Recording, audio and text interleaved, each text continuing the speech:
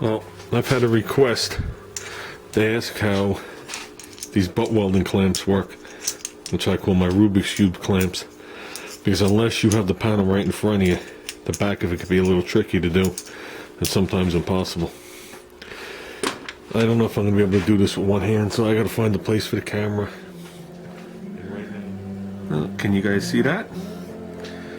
Okay. I don't know, I guess if I work out here you can see exactly what I'm doing. But this thing, this cube, this clamp, whatever you want to call it, as you can see is square shaped. You loosen up this little nut here, which is hooked to a thin plate. See, I won't even use this one. I didn't use this one yet. See how it's still got the tab from them punching it?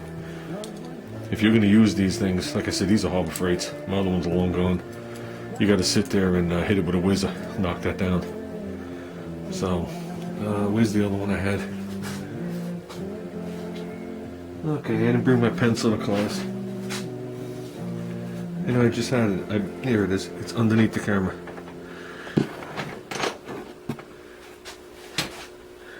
Okay. Here's a better one. You can see the shape of the clamp. You can see this little flat tab, which is hooked to this. Which obviously I'm going to pull tighter.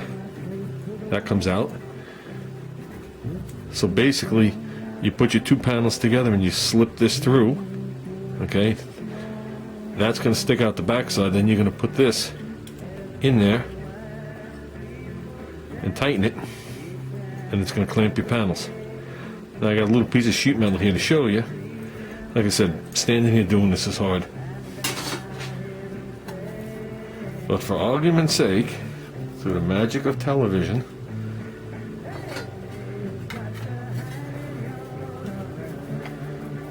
I know I'm out of camera, but I'm doing the best I can. I'm only going to use one clamp. Well, you know what? If I'm going to show you guys, let me show you how I would do it. Doing the best I can. It's been a long day. Stayed late for that for that meeting at work. Well, if you guys remember me telling you about with the kids, within the last 2 weeks, like I said, we had one kid show up late the next day. He's still texting on his phone. We had another kid show up late, sent home. He just got bagged for a DWI last week, but the cop let him go as long as he walked home. So you can't tell me that's a blessing in disguise, knowing that he's still out there drinking and driving. And one of the other kids got fired.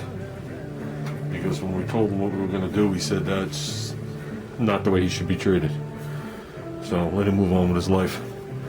Okay, I'm going to put the other one in there, even though I could show you why I wouldn't use the other one. Okay, hopefully I'm still in the camera here. That is an ideal situation. I have the pieces in my hand, and you can see I'm having problems doing it. Let me just...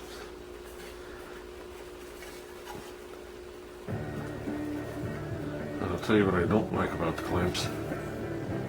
Okay. That's the way it would be. Okay, so when you look at somebody weld a panel and they use these butt clamps, that's the way it would be. Now you can see this was one panel. I cut it jaggedy with a pair of tin snips and then hammered it flat, just for, demonstration purposes here. Okay, this is what you see on the front side. That's what's on the back side. Oops, let me lower it down there. That's what's on the back side. So in theory, if you look at it, a nice flat area here. Oops, flat area here, flat here, flat here. Pull it nice and tight. Okay, so it's a decent thing. What I don't like about them is, and I have a couple I've already shaved down, but it makes the gap too big. Okay, so it makes it a little tricky to do a butt weld with a gap that big, because you got to take up the thickness of this. So I have ones that I've already shaved them a little bit down a little further. And the other thing is for argument's sake, say this is the upper, I'll just pick a thing. This is the quarter panel of your car. You're putting down a little cheater section on the lower part of the quarters. Say your fender well's over here, and you're doing a little section to the, to the back by the bumper. Okay, and you don't have too much access to the back here. How are you going to put those in there? Or if you barely have access in there, that means you might be able to get one of these in there. That's why I don't like the clamps. So between not being able to get those things in the back, and I feel it puts too wide of a gap, those are some of the reasons I don't choose to use them unless I have to. Now when I used it the other day, it just so happened that that part of the piece that I did, that little section of it about the width of this, was wide enough for me to slip it through, and the rest of it was touching. So I used one clamp. And it's nice because it holds the panel there. You know what I mean? And that allowed me to do the rest of the clamping and do what I had to do. Then I was able to slip my copper spoon back behind it and, you know, give it its final welding. But that's basically how a butt welding clamp works. So, like I said, I don't know if there's any other designs. There's the only really design that I'm familiar with. Like I said, I'm really not a body guy. So, and I'm sure there's a lot of tricks and tips that people can leave as a comment to help you out and to help me out, because I am learning as I go along too. Well, relearning a lot of stuff and learning how things have changed. So just like when we were doing the butt welding and lap joint discussion, it was not intended to be. I wasn't intending the video to show that I like one or the other, which I tried not to do. I just put it out there so people can give their opinions, and people like me can weigh it back and forth and make a decision from that point on, and that seems to be the way it went, which was good.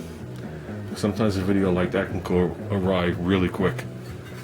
So that's pretty much what it is. So I hope that helps out.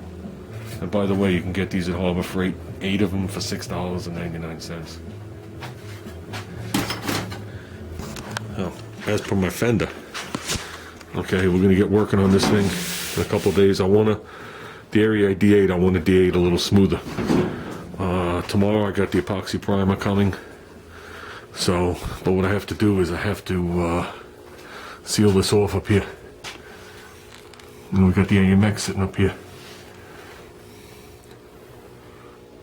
So, we definitely, got a little dirt on it. We definitely don't want this thing getting covered. You know, you're shooting lacquer, by the time lacquer hits the ground, it's dry. You're shooting this other stuff. You know, it could still filter through a cheap cover like this, even though on the top I have it multiple covered. You know what I mean? With a couple of blankets, even got a parachute on it. But yeah, I want to totally encapsulate this car in plastic. And I want to open up my fan. So, that I'm going to do before I shoot this. Then after I shoot this, I'm going to throw it back on the car. And the mini bike's coming back in the garage. From the way it looks right now, Junior wants to sand his frame down to paint it, which is fine. I'm going to steal his motor, put Darren's carburetor on it, and we're going to bring it to the swap meet this weekend. So they allow you to tool them around there. There's like a big grass field, and they let you go down the aisles and all stupid stuff. And you'll see a dozen of these things going at a time. So if we're gonna go, we might as well go large, run in some alcohol. So, well, that's it, guys. Like I said, it's been a long day at work. You know, still got the smoke coming out of my ass from the meeting. Yeah, that's it.